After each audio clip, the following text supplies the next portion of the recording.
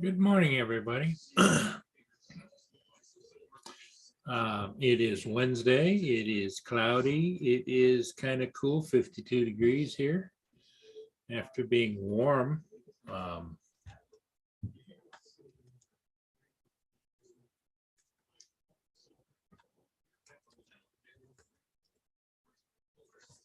And my co-host Paul is out trucking around doing some things he's got to get done today. So it's important that we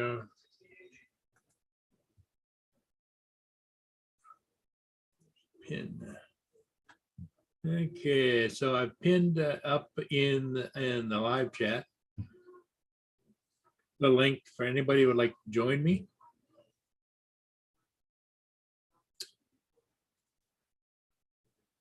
Hey, there's Paul in his truck. How you doing this morning, Paul? Well, I screwed up. What? Just got to run back home for a sec. I forgot to put a sign in. I put the post and everything else in there in the directional.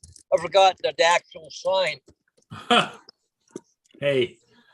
I just thought, but at that bus yard, I thought, I got to go that distance. I got to make sure I got everything. And I looked in the back one. Oh, crap. I actually forgot the actual sign.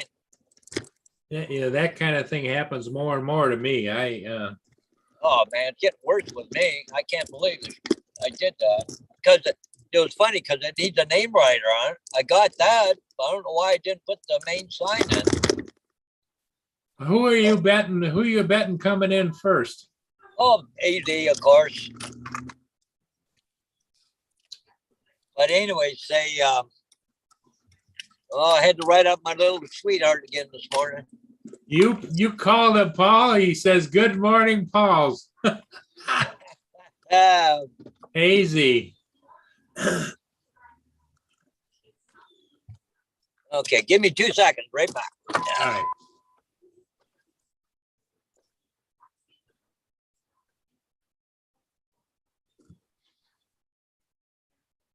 So, AZ, how are you doing this morning? I hope everything's well with you and things are good.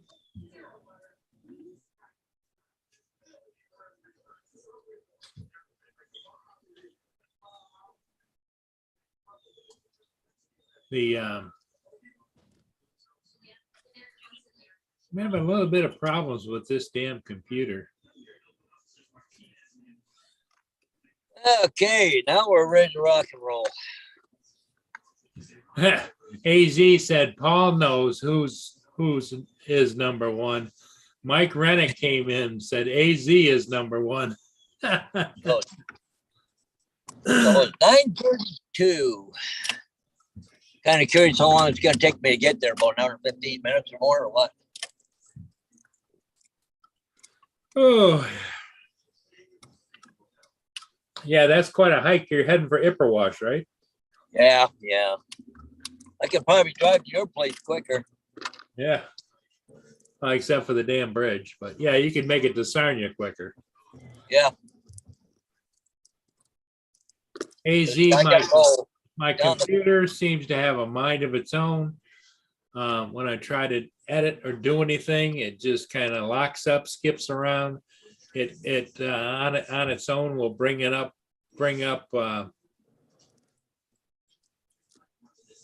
it'll bring up different programs all on its own. Yeah, it's kind of maddening. See, you managed to fly that ship last night. Yes, I did. You must have struggled when you went around the front of it. Yeah, boy, it was cooking when it got out there. They poured the coal to it just after they cleared the bridge, and that little Autel Nano Plus just doesn't have the steam when you're going sideways or backing away. It just doesn't have the power. So it should be interesting when I get that new drone to see if because they say that it has a lot of speed. Good morning, Marshall's in the chat. And here comes Welsh Rob. All right. Hey, Rob. Hey, good morning, Rob. Hey, good morning, everyone. How you Hey. doing, Rob? Another Yeah, day, another day in paradise here. oh, shit. Paul's on his way. He's got to take and do a sign job, and it's about an hour and a half in each direction. There's Ron. Oh, wow. Hey, Ron, how you doing? Hey, good morning. Hey, Ron. Hey, Rob, how are you? Yeah, I'm okay. Oh man. Sorry about that, Ron, last night there. You just came on and we were going off. Oh yeah, I just popped in to say hi real quick. Yeah. I just actually had a question. I saw was it yesterday morning? I guess Chuck's mother was sick or something. You guys Yeah. heard it on that? Yep. We haven't heard too much. Paul, you texted him, didn't you? Or Yeah, she's in the hospital. She was in a room, but he said he had no more this morning.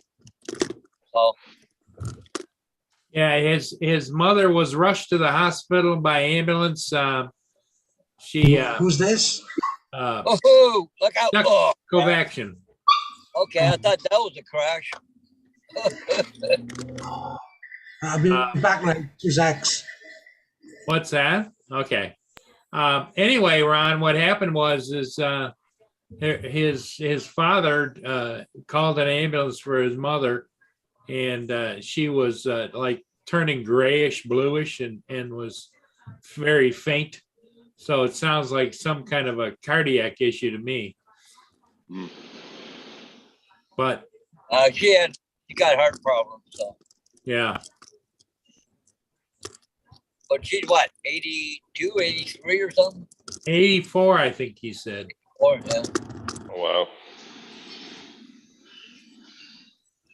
So, yeah, that's what he was talking about. And everybody, wished him well. And I'm sure that there were a lot of positive thoughts going on.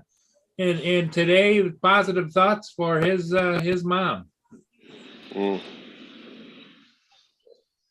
I'll chat with you guys. I'm just gonna keep working out. Okay. So that's where you're working out, are you? Yeah.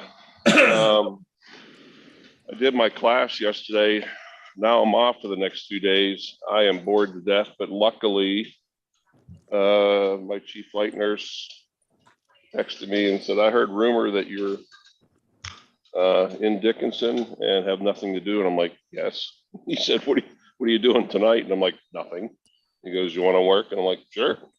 So I'm gonna drive over to Bismarck and work the helicopter tonight. Oh, there you go. Yep. And the nice thing is it's what they call an incentive shift. It's for like a sick call out. That's what it is. Somebody called out sick. So it's an extra $10 an hour plus time and a half. Well, good. So how far is that over from where you are now? About an hour and a half. And then it's a time difference. So to make a 7 o'clock shift, I need to leave at 4. Oh boy. Yeah, I'll get there about 6:30. 5:30 my time here. These damn time zones. I wish they would just keep everybody the same. Yeah, I understand. There should be like maybe only 2 time zones for all of North America, although it'd be nice if it just stayed the same. Yeah. But Oops, sorry for the loud noise. the time zones and trying to calculate what time it is in the world is, Yeah. I would think like you're saying, Ron, if they just had one time, pick a time, and that everybody would say, okay, well, the sun comes up at this time where I live, and the sun goes down at this time where I live, Yeah. When I worked the reservation down in southern South Dakota, the trailer we were in sat right smack in the middle of the time zone.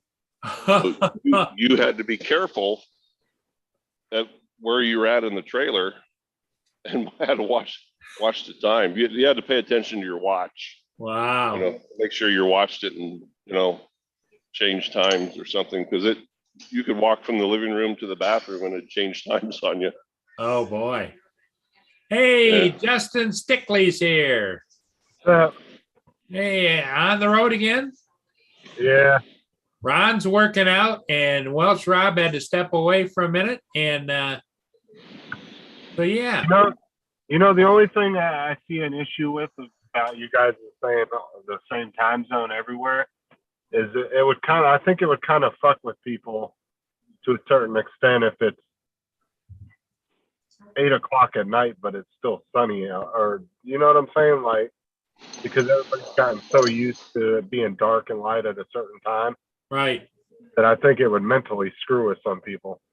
I don't know. Well, I could be wrong, but I think it brings on depression myself, present company included. The wintertime, you come to work, it's still not quite light yet. And then at 5 o'clock, between 4 and 5 o'clock, it's dark again. Good morning, Susan Lee. On top of the bad weather, we get, now you're stuck in darkness. That's just my opinion, but. well, I mean, you're right on that though, Ron, because I mean, look up that they say a lot of people, look how high the suicide rate is in Alaska.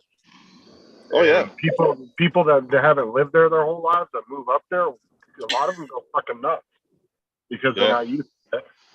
Mm-hmm. Lynn's flirting with you there, Rob. Yeah. Is there somebody else, Ginger? Yet is that? No, it's you.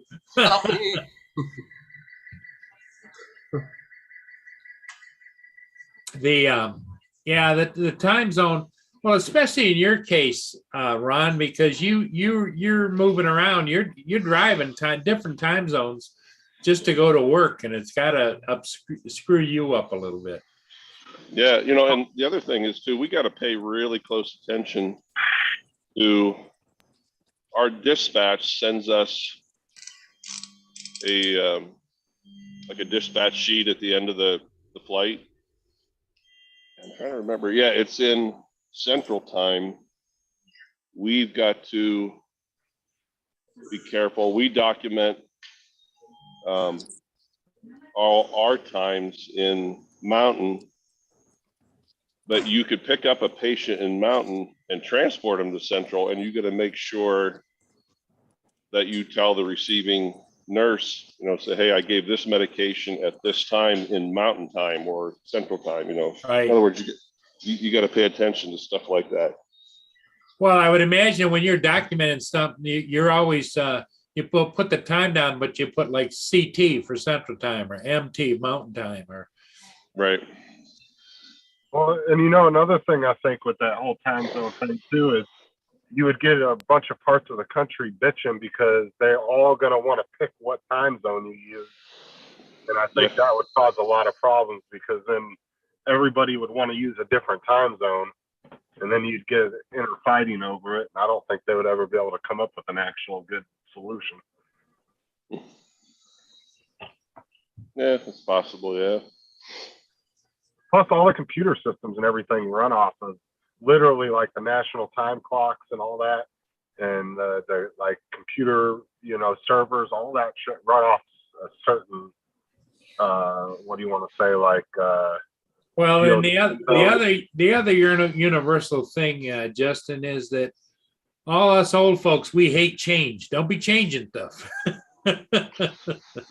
right. Yeah. So Paul, you got about an hour and a half drive yet, right? Who's that? Paul Hodges is driving to Paul. put a sign up. It's going to take him an hour and a half to get there. Then an hour and a half to Yeah, drive back. I'm just going over the 401 right now, but I got to go up to the 402 to go up towards Falls. Yeah. Yeah, where he's going is he's going up on the east side of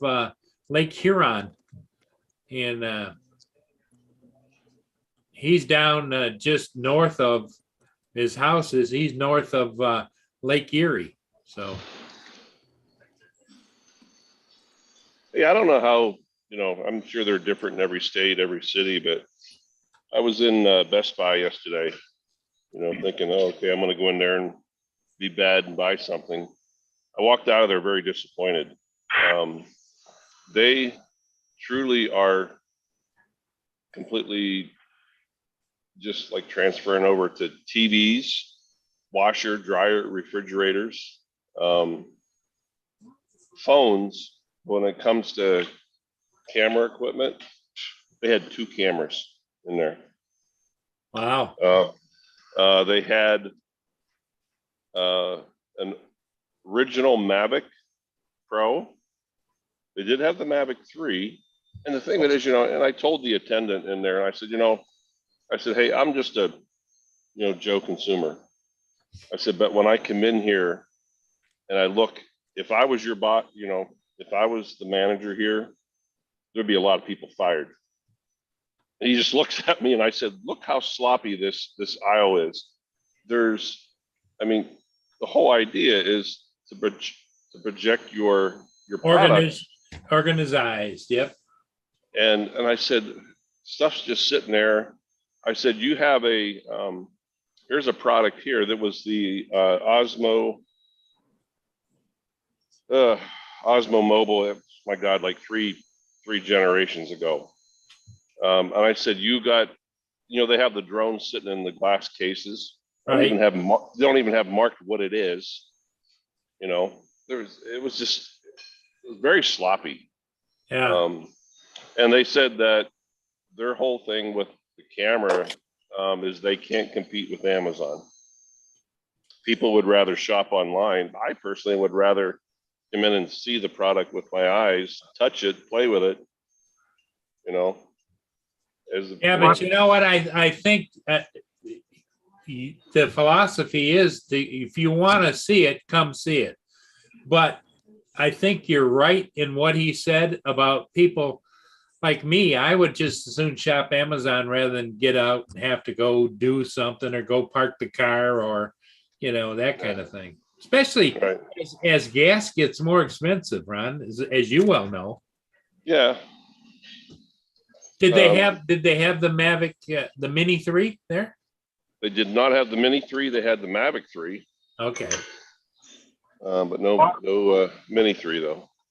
I think with the whole camera thing too, right? Is 10 years ago, cameras were real popular with just the everyday person. But I think the popularity is just now with like the real professionals like you, Ron. So a lot of retail places aren't carrying as many cameras anymore because how many people are coming in? Yeah, and the average $3,000 camera, The average person too, Justin, is as the cameras have gotten so much better on iPhones and on your telephones, the average person isn't carrying a camera around their neck when they go places or whatever. It's just the professionals like you, Ron. Right. That's what I'm saying is like it's, 10 years ago, everybody would go to Walmart and buy a, $40, $50 digital camera, but now people don't need to do that anymore. And the only ones that are buying cameras are people like Ron, and stores aren't going to carry 10 different $3,000 cameras. You know what I'm saying? Right. Well, it comes back to the philosophy of you got to spend money to make money. Yep. In other words, get your product out there. I'm some kind of expert on retail. I'm far swing from that, but it's just my opinion that, for example, I don't know whether you guys have ever had the opportunity to be in New York City. I used to go up there 2-3 times a year and go to Adorama, go to B&H Photo, and you walk into those stores. My God, the products on the shelves, the amount of employees and people were busy as hell in there. I mean, it just constant customers because they had so many things, to look at and check out, and they did a hell of a business. But Best Buy was correct. Like you said, Paul, you're the type of person that you would just rather stay at home. Me, yeah, gas is getting higher, and obviously we're all traveling less, but I still like to get out and check things out. Well, that too, plus, I mean, you don't sell yourself short. You're a professional photographer. The average person that buys a camera, like just to take pictures of the family as they go to the fair or on their little vacation, they want to do it with the cell phone camera because it's less to carry, and your talent is in how you conscious of the framing. The cell phone people, they just make sure everybody's in the box and push the button, and that's they don't change any settings and whatever. It's all on automatic. Yeah. Yeah, it's like the other night, I was out there for 2 hours Yep. with that eclipse. Oh, you did those are fantastic eclipse photos. Rob, did you see Ron's photos of the eclipse? Yeah. That was those were stellar. But I had to take so many different photos. It's like, I'd shoot them at different time exposures. I'm like, nope, that's overexposed. Nope, that's underexposed. Right. Because I was looking for, that certain color that was supposed to be. So there was a lot of testing and trying to get the camera to focus. And then when you're out there in the pitch black at 10 o'clock at night, it's like, okay, which button does what, where? There's so many gadgets on that particular camera. Now, I haven't gone and looked on YouTube to see if anybody did a video time lapse from beginning to end in perfect. They would have to have a tripod that does the panning and to keep everything centered. Right. I thought about it, but I wanted to get pictures instead. Sure. Well, see, in my flying and everything I do, Ron, it's like I was telling Paul. Paul goes out and does pictures of all of his real estate. And if it were me doing it, just because of the way I do things, I shoot everything in video and pull whatever photos I want out of the video. That way, once you get home, you look at it and says, oh man, maybe a different angle, or maybe I had a little lens flare there or whatever. I just moved the video a little bit so I can get another picture of the same thing. So I always shoot everything in video, come home, and then I pull the pictures out. Yeah. Because of my dumbness this morning, I turned down a guy, I was in Best Buy, and I was walking through checking out the new phones. And he's like, oh, he said, you looking for a new phone, sir? And I'm like, no, I don't need one. Well, sure enough, I dropped it again this morning. And now there's this big blotch on the right-hand side. It's still functionable, but I can only see. There's camera. Oh, I can only see half of your background. Maybe about a quarter, or a little, maybe a quarter of it is knocked off. There's this big black blotch. So you're going to be heading back for Best Buy again? Well, either that or the Verizon store locally here. So oh shit, I didn't want to buy another phone again. I mean, it's still working, but my OCD is, I can't walk around with a broken phone. Well, it isn't the OCD. Is it in the phone case situation? It is very visual. Your phone is visual, and so that'd be like having a patch over your eye. Do you notice it? Yeah. Can you still function with it? Yes. Yeah. Do you want to function with it? No. So I don't think it's your OCD. It's just the case that, damn, Hanging with JD is in the chat. How you doing? How's things going, JD, out there south of Kansas City? Latha, Kansas, I think he is. Right on the border there, Kansas City and Olathe. Hey, yeah, I know Mia. Mia came over and says hi to everybody. Hi, Mia. Yeah, yeah. Good girl.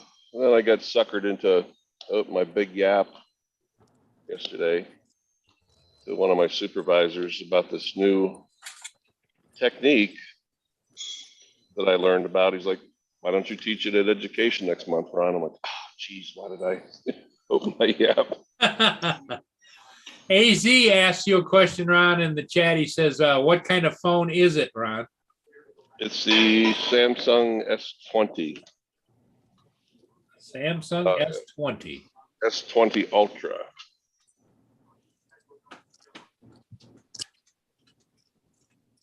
Well, do you have an extra heavy duty case on it or? Yeah, but I've always been offered like, hey, do you want to buy the screen protector? Nah, I don't need to buy that. I should buy it. Yeah. Next time I will now. But you know what? This is actually the first phone I ever broke in probably 15 years. Yeah. Well, in your particular case, the way it lands, even if you had a screen protector, it could still damage it because if the impact is such at an angle, it's gonna cause that screen to flex and crack or whatever. Yeah. I think a screen protector mostly, Paul, isn't it? A screen protector to keep you from getting scratches or something on it. Yeah. No, it's supposed to be for. Well, I know they sell them, Ron, that are Gorilla Glass, but Yeah. I have a phone that I bought that I don't like. I got it here. Oh, and I know I don't know if you can see it or not, but this is the phone. It's a Samsung Galaxy, and right down here in the bottom corner, I took it out of its super duty screen case, heavy duty case, because it was so big and clunky. But you see, it dropped and hit, and the corner of it, it's got a screen protector on it, but the corner of it chipped. Oh. It doesn't affect the phone at all, but right down here in this bottom corner, it's got a little, you can see it's like a little chippy. Mm. Because the case that this was in, this is the inner case of the outer case. The case that this was in, the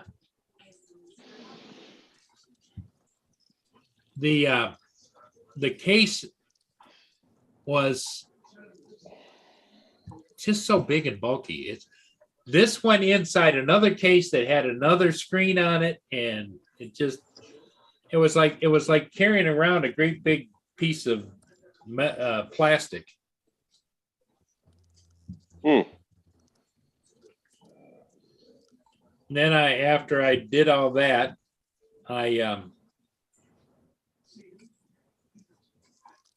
Here's my next trick, Paul. I think I'm gonna try this on my own again today. This is a really nice. This is a perfect time to be in the gym because everybody leaves about 7 o'clock. They all head to work. There's only about 10 people in here. About an hour ago, there was like 50. Oh boy. Yeah. Well, on close inspection, now that I've fired this up for the phone, there's a little hairline crack that goes just like this, right over the bottom. I mean, you can only see it when you tilt it in a certain direction. Right.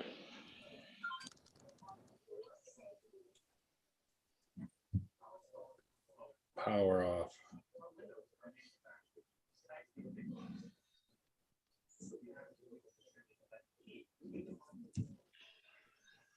Electronics and I don't seem to get along all that well. I just told it that I want to power it off, right? Power off. Power off. And if you don't smack it hard enough, it went into safe mode. Well, that means it's still draining, but anyway, enough about cell phones. Welch Rob, they are shut down. Paul Senior is in Florida building bikes in a bar. What? What? I'll see. Oh, is that the what do you call them guys?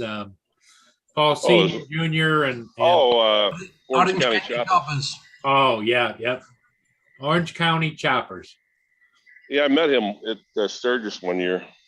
Oh, did you? Oh yeah, he's a big dude. Paul Senior, yeah. He was juicing though, wasn't he?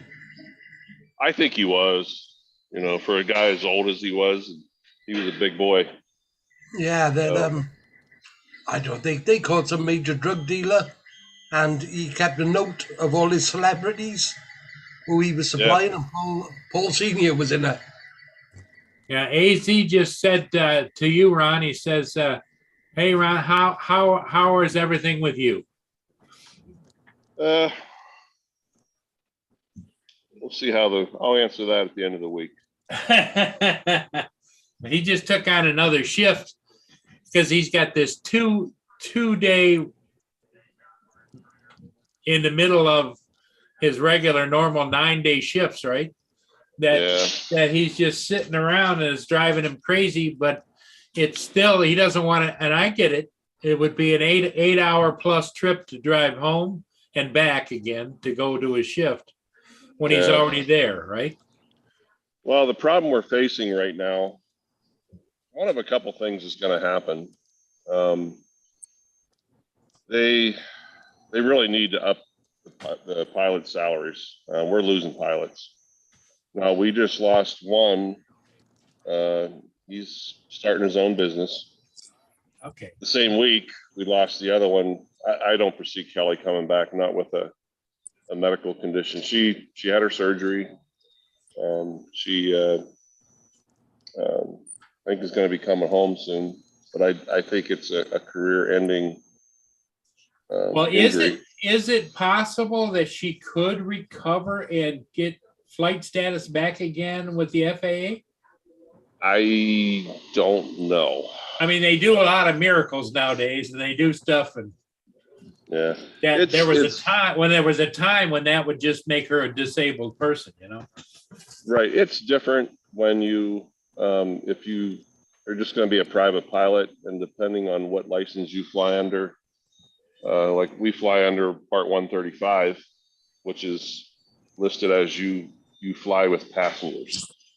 If you were just a private pilot, and just take out your little Cessna and go for a Sunday ride, that's one thing. But when you're in a career, doing what we do, I don't know. I said that's going to be up to them. I don't foresee her coming back though. Yeah. Yeah. But anyhow, the moral of the story is we're down 2 pilots. Fargo's down 2 pilots. Sioux Falls is down 2 pilots. And there's a lot of open shifts. And there's going to be a lot of downtime, a lot of one aircraft covering the other one. So it's hard to tell what's going to happen. We could have downtime, but then we could find ourselves, right at last minute, towards the end of your shift up. You got to go cover the other aircraft and end up being 4 or 5 hours over. And yeah, it could be a mess. We'll see.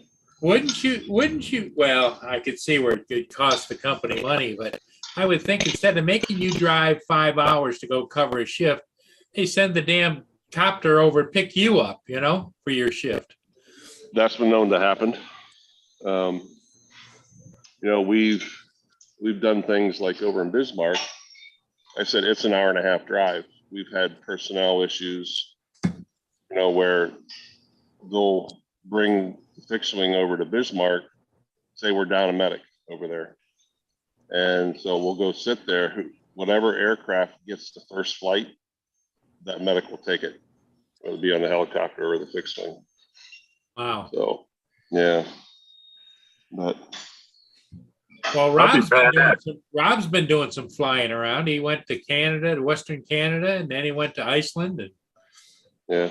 Rob, did you get all your drones replaced? Yeah, I didn't go through the insurance or refresh. I've just bought new ones for a minute, and I don't know, when everybody's back and it's settled down, I'll decide then which insurance. to do.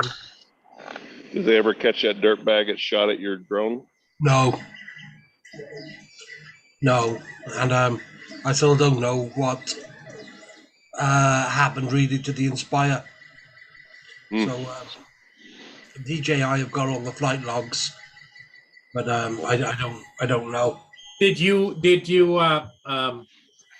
anything off the SD card on that Inspire at all, or like video of what might have happened or not happened, or? No, it just fell out of the sky. Okay. No, the guy said that it was the first time ever they had a warning come up saying they were at 30% battery, and it come up saying low voltage, and they were like, what's that? Because normally you get like low battery. Right. You know, they had a red thing come along the top saying low voltage. So they thought, strange. Then it went, so they thought, we'll bring it back, change the batteries. Then they looked again and they had 10% left, within a matter of 20 seconds. And then, I don't know, 5-10 seconds later, it fell out of the sky. Wow. Well, and especially the puzzling part on your Inspire is you've got dual batteries in there. Yeah. Because remember when they first came out with the Inspire 2s, it was like, oh, we got redundancy. Don't worry about your battery issues. Can it fly off of just one battery then? Yeah, it can fly with one battery, but only to return to home, I think, Rob, if one battery goes. I don't know how it works, but because I know you can't take off with just one battery, right? You have to have two batteries in it. Yeah. Yeah, that's why. Otherwise, if it was like a normal drone, I would have said straight away it's battery failure. Everything points to a battery failure. But with the carrying the two batteries, the one as a backup, it just don't make sense. Yeah. Yep. Newfound Drones, Bill, how you doing? What's up, Bill? AZ, I guess, has been using his printer. Mm. Well, he got that new laser engraver too. Yeah. He says, hey, Sticky. He says, it's here. It's here. Trying to find your envelope. Here. We were moving stuff around in the house. We're moving stuff around in the house. Those envelopes got misplaced, and I don't know where the hell happened to them. So I'm trying to find them. Hello, Filipina. Welcome, welcome. Susan Lee. Yeah, we got quite a few people in here this morning. And Lynn is still camping, and I feel so far sorry for her. She remote co-piloted me last night.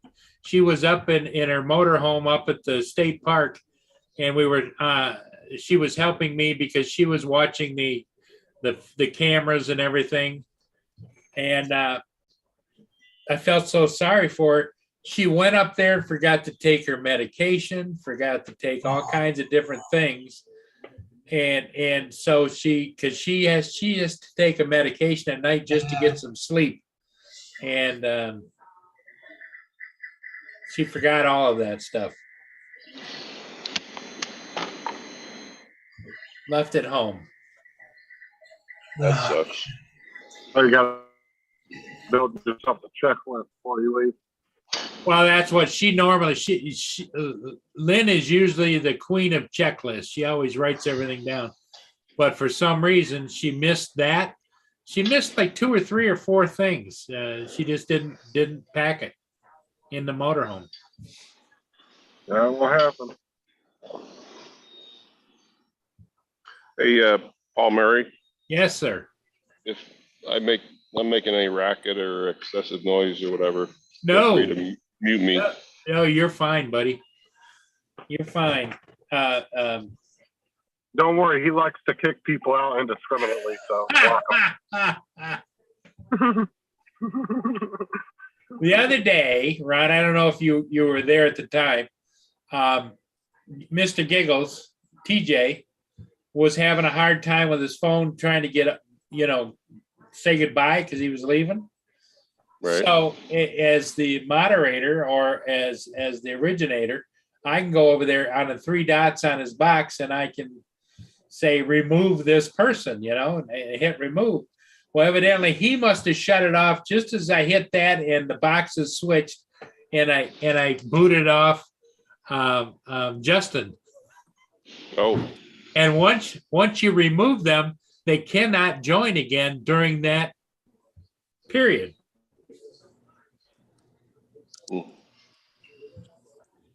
oh, really? yeah, the boxes just switch.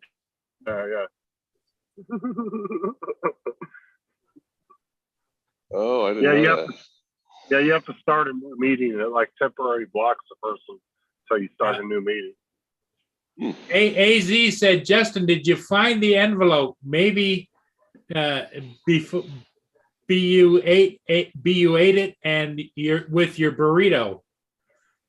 No, I don't know what happened to it. We were moving everything from room to room, and they got put somewhere. And I threw a bunch of envelopes away, but me and Thomas actually went through all of them to make sure none of them had stickers or anything in them. So I don't know what the fuck happened to them, but I'm pissed off because I had Matt's envelope, his envelope, and Tim's, and I can't find any of them or the stickers. And I'm just pissed off because I was collecting it. I had Paul's stickers in there. I had Jim's dronings in there. So now I got to go through all my shit again this weekend, and hopefully I can find them. It was just we were doing a lot of moving around, and we were repainting rooms and everything else. I had to move all my computer stuff. Just I don't know what the hell they got misplaced somewhere. So I'll try to find them. If not, I'll just have to get up with everybody I had stickers for and try to get more stickers.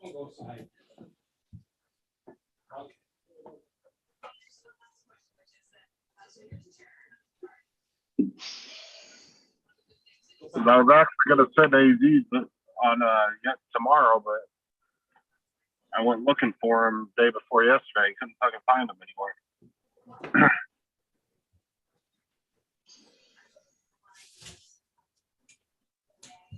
The kids were moving stuff too, so I don't know if one of them picked them up and accidentally threw them. How's your puppy doing, Justin? He's doing good. Big old baby. He's definitely my dog out of everybody because he does not. He just stays on my ass the whole time I'm home, and then when I come home, he about kills me at the front door. Yeah, I think Paul was right. I remember hearing him mention about I think who they first meet, like my golden retriever. I wasn't the first one she met, but I was the one that spent the most time with her the first couple of weeks of her, transfer from I remember that funny story. My wife and I were talking about, we were actually waiting on a waiting list for about a month, 6 weeks to get one down in Philadelphia.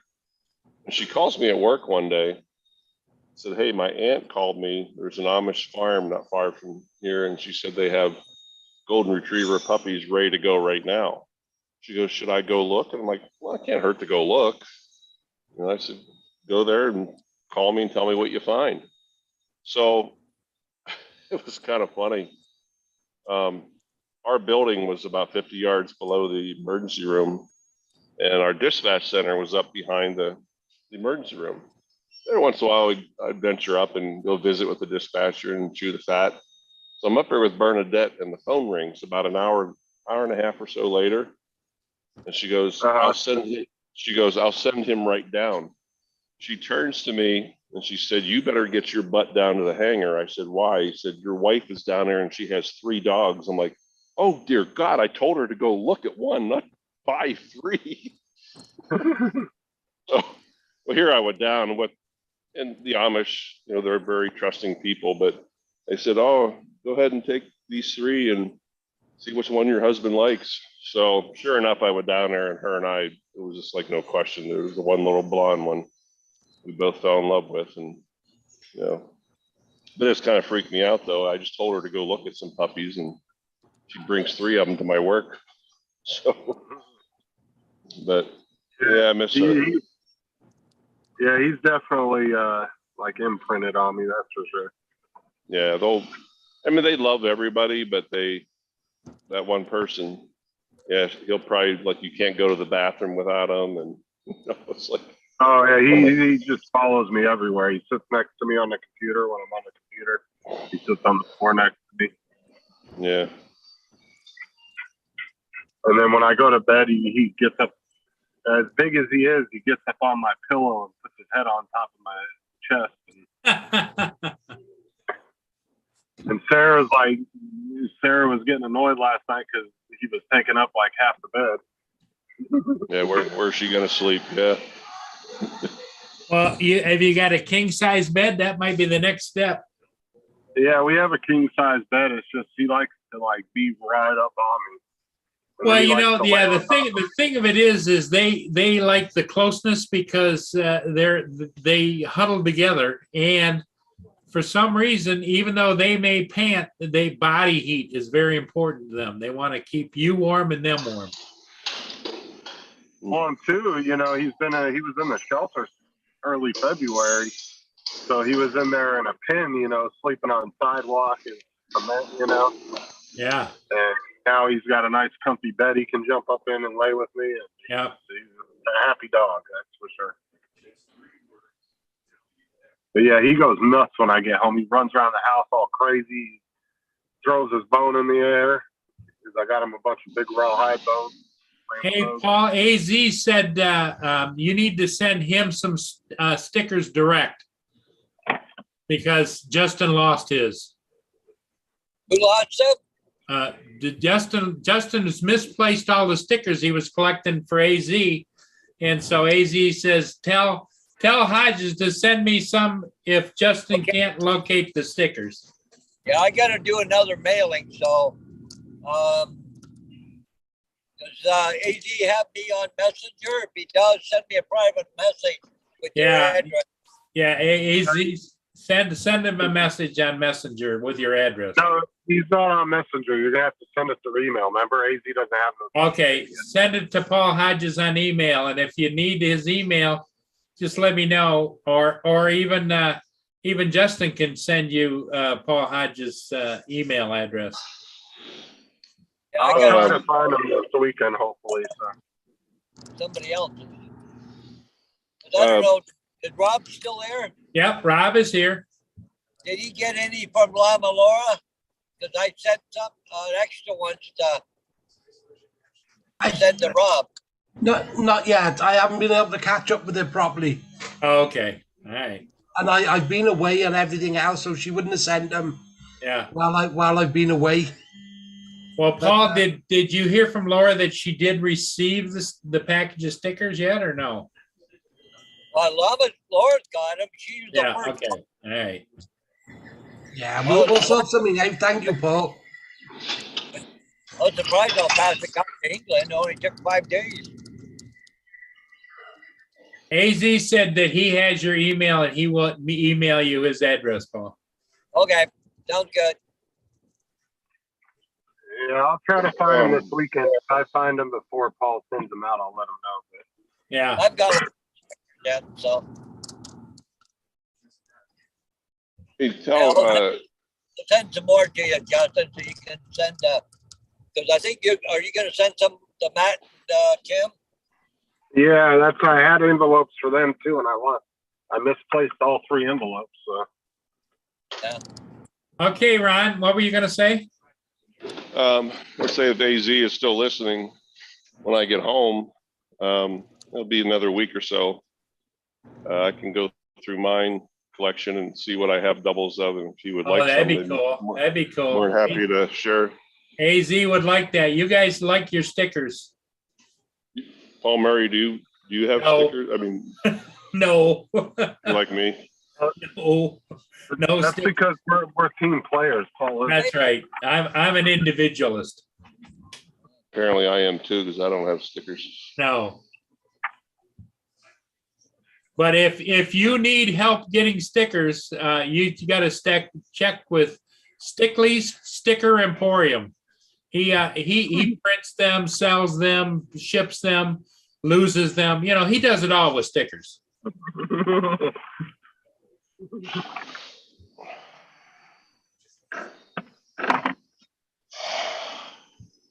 My boss handed me another stack of paperwork today of meter reads that weren't done. I said, dude, I can't do all these, but I don't know what I'm gonna do. He said, I know. He goes, I'm trying to figure it out. I was like, I got like 50 of meter reading papers, and I can only get 3 or 4 done in a day. I was like, I don't know what you want me to do. I was like, it's gonna take me 3 months to get these done, and they're due in like 3 weeks. AZ said, Ron, thanks. Yes, thanks, Ron. Yeah. Remind me, AZ, if you're listening. I get home. When do I go home? Next Wednesday. Yeah, is today Wednesday? Yeah, a week from tomorrow. Unfortunately, it's only Wednesday. I wish it was like Thursday. AZ also said, Ron, I got the lens. Damn, shit is heavy, 4.5 pounds. Wow. And see that,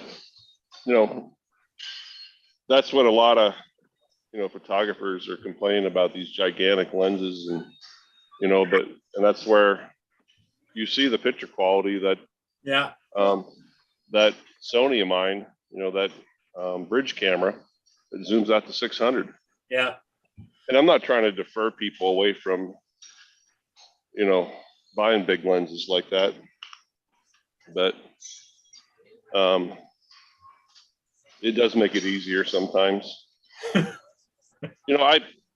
I've had Monsooners myself. I had a 400 F4 once.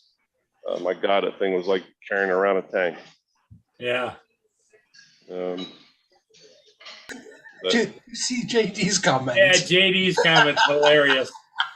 JD put a comment and it says, AZ, tell Murray to tell Rob, to tell Justin, to tell Ron to say hi to Hodges.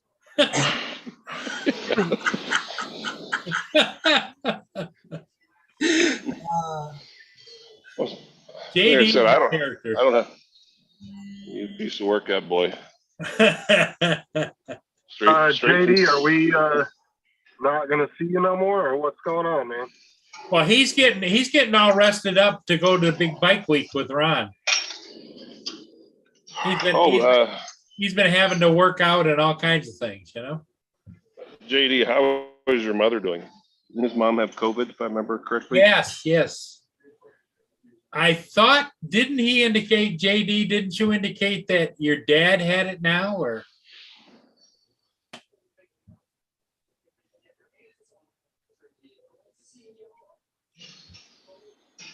Well, I know that his family was having COVID issues, but we hadn't heard anything more, so we just assumed, what what that means, but assumed that everything was going okay.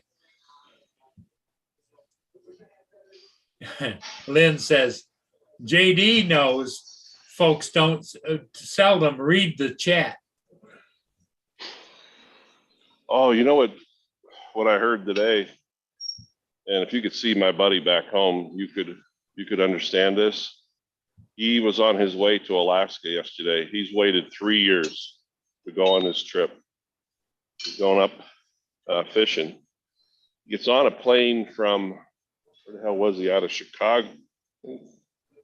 I forget what his connection was. I think it might have been Chicago to Seattle, that apparently had a drunk passenger who was getting very unruly on the plane, and they were talking about, diverting and landing, and which would have caused him potentially to miss his connecting flight. Sure. And my buddy is nobody to met. He is one big boy. He's probably 6'2", about 275. Works out every day. He's solid muscle. He told the flight attendant that he would go up and sit beside this guy. He said, "I've waited 3 years to go on this trip." And he said, "If I don't make my flight, you won't have to worry about diverting this guy off the plane, because I'll send him off here in a box." He was pissed. He was pissed. He went up. Apparently, they changed the seat, and they still, when they did get to their destination, which was Seattle, the guy was arrested. But they didn't divert the flight, and cause him to, miss his other flight. But he went up, apparently sat beside the guy, and made sure that there was no more shenanigans. Apparently the guy was drunk and, got real pissed off because the flight attendant wouldn't serve him any more alcohol. And yeah. Well, that creates a thing I don't understand. Okay. We live in a technical age, right? I don't understand why they don't have some kind of a plastic thing that you can just slip over top of a passenger and it hit a button and it would inflate and just make him a big bubble and just strap him in. So there you go. Yep. Enjoy the flight. No, I don't understand why. Justin, you're doing anymore. all we're hearing is robot. Yeah. Yep. But yeah, you would think that, because it seems like periodically in the news is an unruly passenger and you see him struggling with them and whatever. Why they just don't have some kind of an inflatable thing you just stick him in and say, you just sit there and enjoy the rest of the flight. It could just slip over him and the seat, so it would just hold him in the seat. Yeah. Well, my buddy apparently did that for him, and I'm surprised that the airlines agreed to it. He's just said, "Hey, I will go up and sit beside him. I will make sure he behaves." He said, he told me, he told the flight attendant, he said, "I missed my flight. He comes off this plane in a box." He's been so excited about going to Alaska. I've always told him about my trips, and he's seen my videos and stuff. I wish he could have somehow coordinated with me and made the August trip. Well, right now with all of the things going on there at work, it's got to be hard to coordinate much anything. Your long-term plans could go up in smoke, right? They potentially could. That's one of the things I'm kind of worried about. Add one more thing onto the list. Can you hear me now? I can't. Yeah. Yep, we can hear you now, Justin. It's just you're I don't understand. Go ahead, Justin. I was going to say, I don't understand why they even let people drink on planes anyway. I mean, alcohol doesn't mix good with anything. And you're going to let people drink on a plane? Well, the thing is, I don't remember. It's a moneymaker for the airlines, isn't it? Oh, God, yeah. Because I think it's not cheap to drink on a plane. It's not. Thing of it is, that guy didn't realize he's probably now going to be banned from flying again, if not with that airline, if not flying, period. He's going to be put on the no-fly list for every airline or anybody, Yeah. When you sit and think about it, it can really screw you, but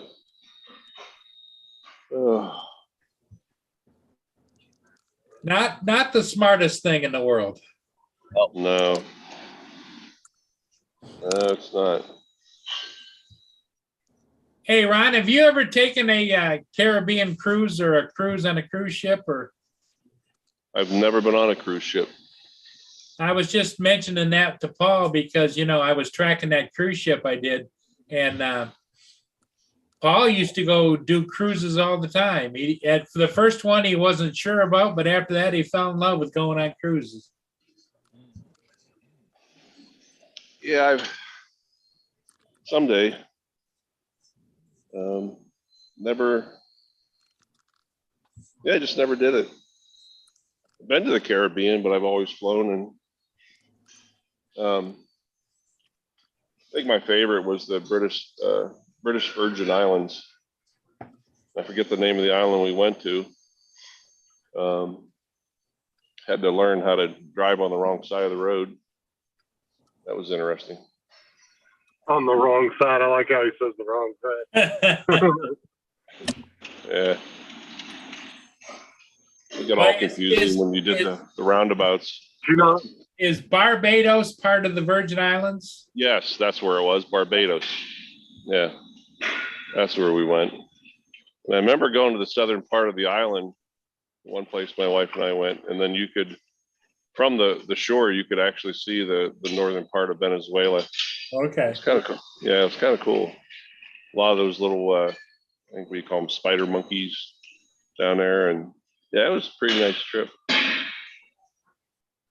I wish I had a drone then. Oh, yeah. Didn't think today, there's all the places, a lot of places I've been in my life, but even living back in Philadelphia area, you know, I wish I had a drone back then. You know, the sad part is Philadelphia isn't that nice a place anymore, is it? It's not. No, it's pretty bad. Like I said, with Mikey, last time I saw him was, what was that, 3 years ago, when I was back there for that sportsman show. And then myself, Rodney Bell, Paul Dronebum, Dennis Lovelady, who else was with us?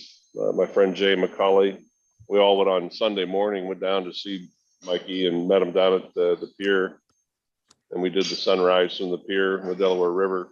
But then 2 days later, I went back down to do some night photography, and I met up with them it was like 3 o'clock in the morning.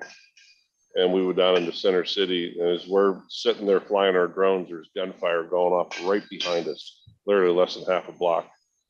It's like, yep, that's Philly. But you know, the average person would take off and run, but I'm like, yeah, I'm used to this.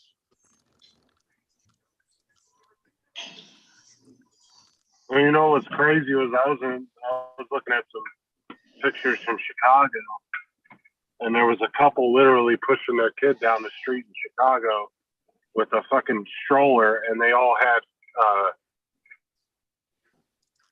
bulletproof vests on. I was like, really? I was like, and they had one like over top of the stroller. I was like, if it's that bad, why in the fuck would you want to raise a kid there? Yeah. I don't understand. Like, why would you not? I don't give a shit. You know, people will say, oh, well, people don't have the ability to move. Bullshit. If shit's bad enough, you'll figure it out. Trust me. Yeah. I don't care if I have to leave all my shit behind and just get up and leave. I mean, I'm not going to raise my kids in a place like that. Yeah. You know, I believe we were in Missoula, Montana, my last rotation. Beautiful, beautiful area. The airport, the whole town just sits right in this bowl of these gigantic mountains. And I was talking to the medic that was on the ambulance that picked us up, and he was a brand new medic, just graduated school. His salary was not very high, and he was telling me about it. He goes, I'm not sure I can afford to stay here. He said the price of housing, and you would think, you know, I can understand, you know, like the beaches of California, or I'm sure Justin, there's so many places in Florida there, you know, that are so expensive. But You would think out in the middle of nowhere, Montana. Oh my God, you wouldn't believe the pricing was like what Paul Hodges shows sometimes. There's these 2-room shacks for 300-400 grand.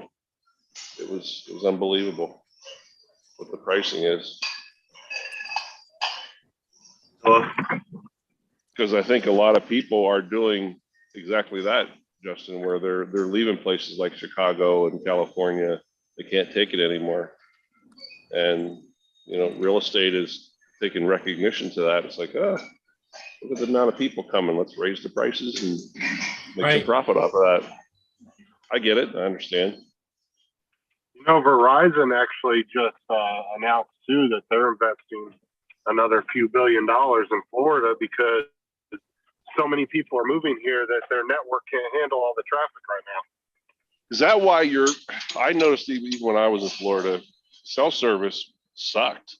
Is that the reason why? And that's part of it, is just there's too many.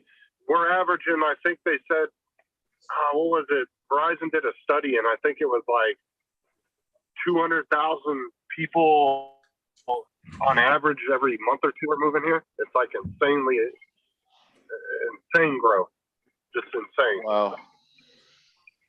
Because we've already surpassed New York, I think, in population, and sooner or later, it's going to be no time before we surpass California.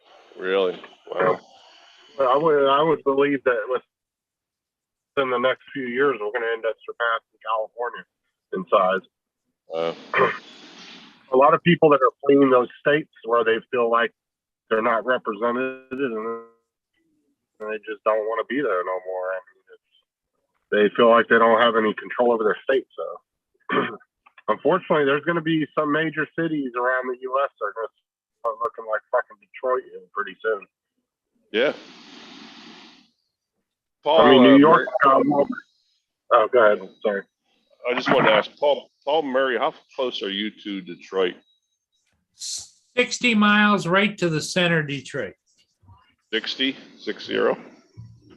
Yeah, we got, there's all kinds of, there's a I-94 that comes all the way across and down through Chicago, back around, loops back up into Michigan, and it comes right to the Blue Water Bridge. So there's I-94, you got I-69 that goes west. So yeah, I pretty much can get any place I want to get fairly quick. The northern suburbs is where mostly I go, Macomb County and that kind of thing. And that's only 30 minutes. Right. Yeah, I see even like Detroit, the crime, people, they look at me where I'm at and like, oh, how the hell do you live there? It's cold and, and that. But now, from now until probably the end of December, you'll see why I live here. Yeah.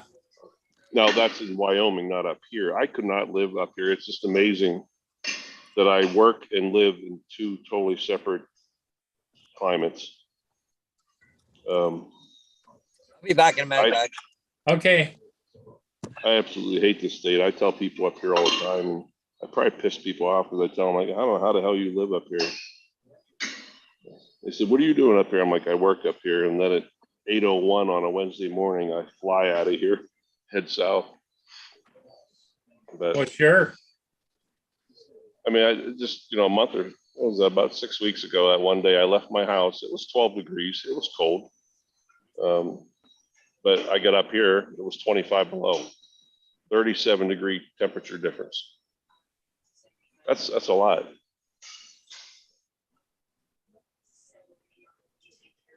Yeah. Running out of things to do in here. I've been here. Oh shit. I've been here since 6:15. I've been here 2.5 hours. So when do you have to do the helicopter shift? Is that tomorrow or is that later today? That's tonight. Tonight. Yeah. I'll have to go over to the hangar and get my uniform, and I did all my grocery shopping yesterday. So pack a little lunch, take with me, and I'll head over that towards Bismarck around 4-ish. And then I'll come back tomorrow, and I don't know what, unless they have something there over there again tomorrow, I'll stay. But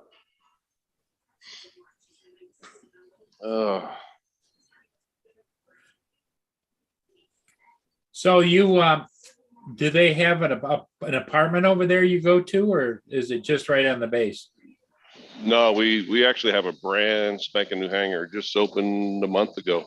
Ah, Brand new building, pretty nice. Yeah, if I guess I have 1, 2, 3 more shifts next month over there. Yeah, but working and you guys are on, I'll give you a tour of the new place. It's pretty nice. It really is. It's pretty similar to what we have in Dickinson at the fixed wing base. And the guys did a good job. Apparently, some airport ordinance that the buildings put on the property there had to be a certain size or bigger. So they actually had to go with a building, a lot bigger building than what they really needed. So yeah, it's pretty nice. God, dude, these fucking people are morons. I swear to God. No, look, I get here and they literally have their Brinks lock with their spare keys in it for Applebee's. And they have it on the emergency shutoff valve for the gas meter. They got it locked to the little hook. I said, you realize that's the emergency shutoff valve. I said, that's got to come off here right now or I'm cutting it off. I said, you guys cannot have that on the emergency valve blocking it for if we need to shut it off. I said, the fire department comes by here and see that shit, does fix it. And then, listen to this, Ron. I go to a restaurant the other day to check their gas meter and they have a leak and they have the fucking ashtray for their break area sitting on top of the meter with lit cigarettes running in it. Are you serious? Dude, you'd be surprised how many of these restaurants people go and actually are using the fucking top of the meters as ashtrays. They put their cigarettes out on them and shit. I'm like, well, oh my God, you got. you need, I say, hey, Mr. Stickers, you need to make a sticker that says, warning. My reply to that, Justin, is leave them alone because they're job security for people like me. You just shut your mouth and leave them alone. That keeps me gainfully employed. Stupid people. Well, that's what I'm saying, though, is like, and then like I just got here and they had the fucking lock on the gas meter on the, they had, because the emergency shutoff valve has 2 holes and you can shut it off and line it up and lock it. But they had it through the 1 hole and it's turned on. So if you go to turn the emergency valve off, it's not going to shut off. You wouldn't be able to turn. And I was like, you realize that the fire department or FPU comes by here and sees that, they're going to cut it off and they're probably going to yank your meter for you doing that. Do you have that option of reporting it? I mean, I do, but I always give them a chance, because I come back through here. So I'll tell them, hey, that can't be on there. Because I'll go and people will fucking hook their bikes onto gas meters and everything else.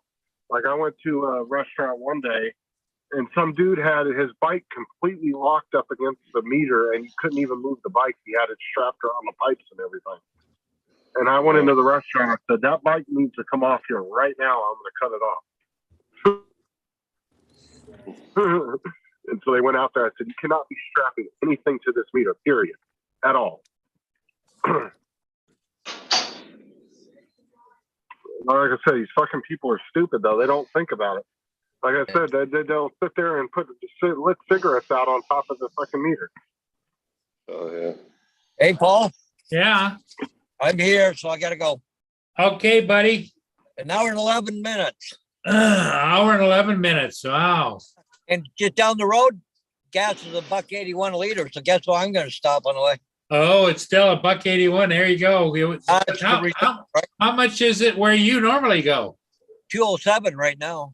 207, 189. Yeah, you better fill her up, buddy. Yep. So anyways, guys, nice talking to you. See you guys later. Okay, we'll see you tonight. Yep. See you, Paul. Okay.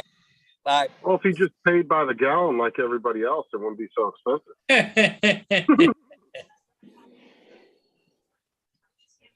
Yeah, dude, these people just trip me out. Some of the shit they do, I'm like, oh my god. Well, this shouldn't surprise you, Justin. You worked at jobs with the public before. You know, you said you used to be a manager at Walmart. I'm sure you've seen stupidity beyond belief. Oh yeah, I've definitely seen my fair share of stupidity at Walmart. That's damn sure.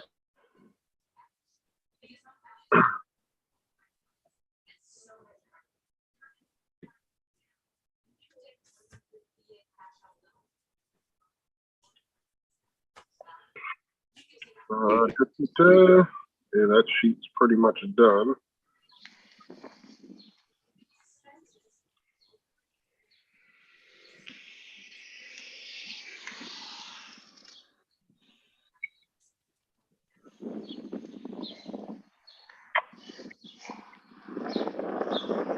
And then I went to Checkers earlier.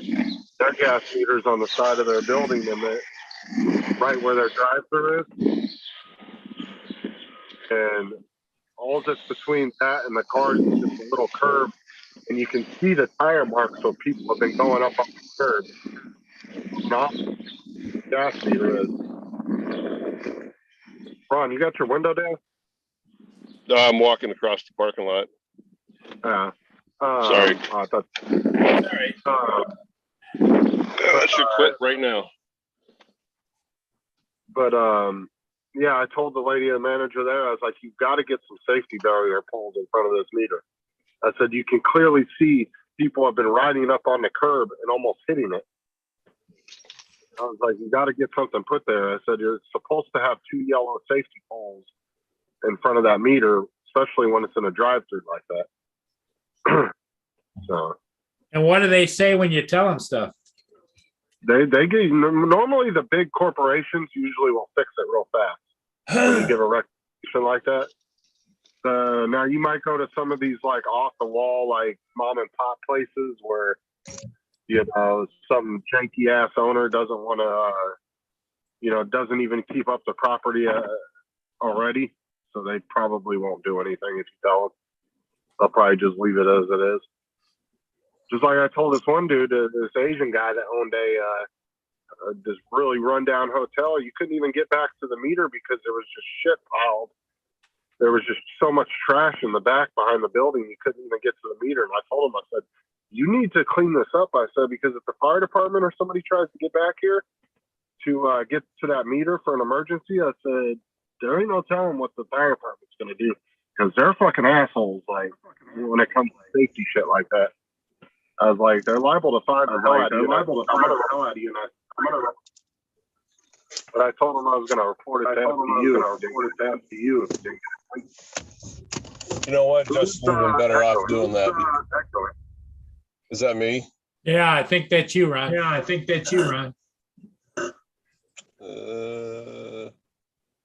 Let me go out and come back in. Yeah, that's because I'm in my truck now. Oh, it must be echoing off the speakers or something. Yeah. Yep.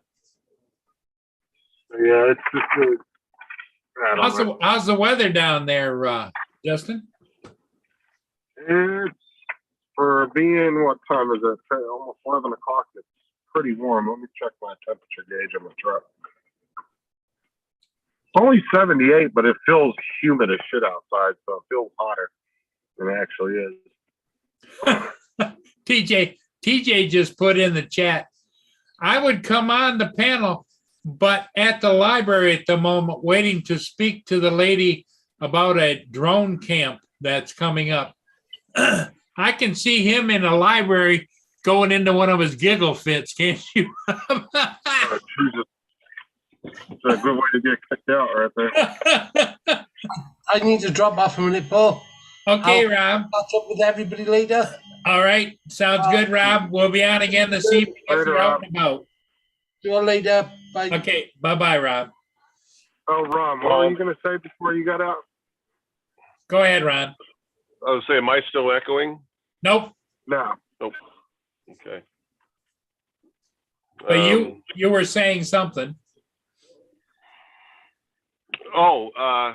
Justin, I would, if I were you, I would have turned them in, because you know what? You're going to drive away. They're going to say, screw that dude. We'll do what the hell we want. I guarantee you the back 2 days and they'll be back right at it. Well, like I said, the big corporations, I've been back to some of the places where I've told them to fix shit, and then I come back and it's fixed. But the small places, like I said, if it looks like a really janky business that they don't take care of shit anyway, I'll usually report it to FBU. Now, the big corporations, I'll usually give them like a 2-week deadline. I'll be like, you need to do this, or I'm going to report it. And 90% of the time, I'll come back in 3-4 days and they'll have it fixed that quick. But that's a corporation, right? They have contractors and everything else to do shit like that. And especially a lot of the managers at these big corporate stores, they don't want to fuck with the gas. They're like, all right, we'll fix it. Like, they just want to get it fixed because they're afraid of it, you know? A lot of people are just definitely afraid of gas. Right. Like the lady at Checkers this morning, I told her, I said, you can see where the car's been riding up on the curb and almost hit the speeder. I said, you need to get poles in there immediately. I said, because you never know what could happen. I said, a car could smack it and it hit a spark, and boom, there goes your building. Or it could just hit it and knock it off the riser and you got gas pouring out. I was like, and then, you know what I'm saying? And she's like, oh God, I'm afraid. I was like, there's no reason to be afraid. I said, you just need to get on top of it and get some poles put there. I was like, because otherwise you could have an issue in the future. I said, so you guys need to jump on it as quick as possible. I will contract it come out and throw you a couple safety poles in front of it. Because a lot of those safety poles are so hard and stiff that if you hit them with a car at 30 miles an hour, it's just going to cave in the front end of your car. I watched a lady hit a safety pole in the front of the Walmart doors, those big safety poles. She was in a brand new Cadillac. This Cadillac wasn't even 3 months old, brand new. She fucking floored it out of the handicap spot and hit that son of a bitch at like 40, 45 miles an hour and just beat in the whole front of this Cadillac. Didn't do shit to the pole, but knock it off by a couple degrees. That was it. Wow. But yeah, she fucked that thing up. It was only a couple months old too. There was parts falling all in the front doors of Walmart, like in where like the self checkouts were and shit. There was just plastic pieces from the car all flung in there because she hit it that fast. They went flying through the doors. So that's why they put those there for that reason. Yeah. That's one thing I've witnessed in my career, and I'm sure Paul Murray, you have as well. I mean, people are just going to do stupid shit. Yep. And it really does keep. I mean, look at the amount of drunk drivers. You know. When I was a young kid, did I drink and drive? I sure did. But you know what? The penalties weren't as stiff as they were today. The people continue to do it. I'm even up here in this small town of Dickinson, North Dakota. I spot drunk drivers all the time. You know, I would probably be a pain in the ass to the cops. Tactically, I really should be reporting them every day. That people are going to continue to do it. Well, Like, you know, I'm all about the difference is when I was younger, there wasn't as many distracted drivers as there are today. People on cell phones, people doing things in the car. They used to just be driving the car. Now it's like they're multitasking in their car. Yeah. We had one lady accident one day. There was so much makeup and mirrors and everything all over her floor, the seats, back seat. It was when she crashed and everything just exploded and went everywhere. She was putting her makeup on the way to work. Yeah. She had her Oh, whole, I see girls doing that all the fucking time. All the time. yeah. They'll be putting mascara on as they're going through a green light. I'm like, Jesus Christ. Yeah.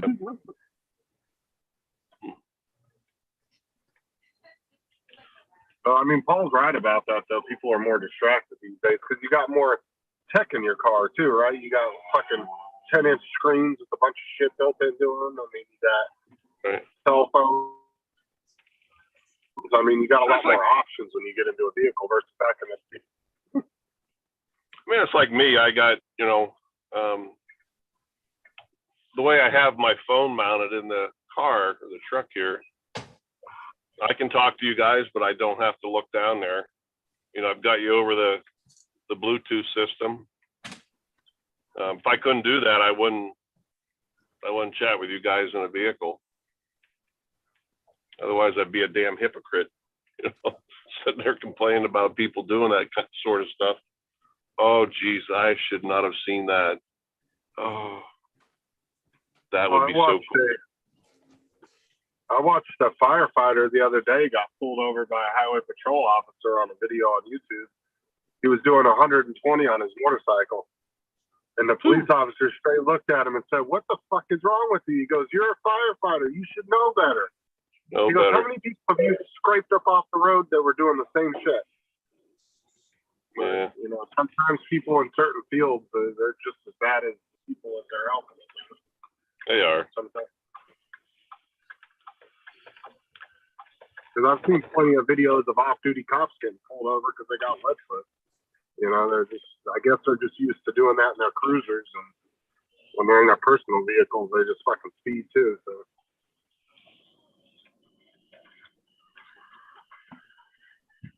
I see a lot of on YouTube is on-duty and off-duty cops DUIs. It's pretty amazing. Oh yeah.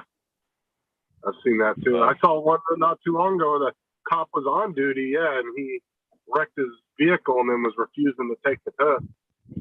Yeah. And he got put on administrative leave, and they had to take him to the hospital and force him to take a blood test. Yeah, Lynn's right. She put in there guys and gals distracted. But the one that cracks me up is you'll see with the old time newspapers, they'll have a newspaper hanging over the steering wheel and they're reading it while they're driving.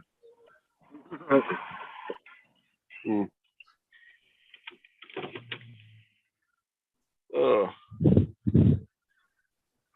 Well, up here at Subway, I'm going to get me a... Okay, and I think we're going to call it a day. We'll be on again this evening, Ron. You're always welcome. And Justin, you behave yourself while you're at work. Always. And everybody in the chat, thanks for being here. We'll see all of you again this evening. Take care for now. Take care, guys. Bye-bye. Bye-bye.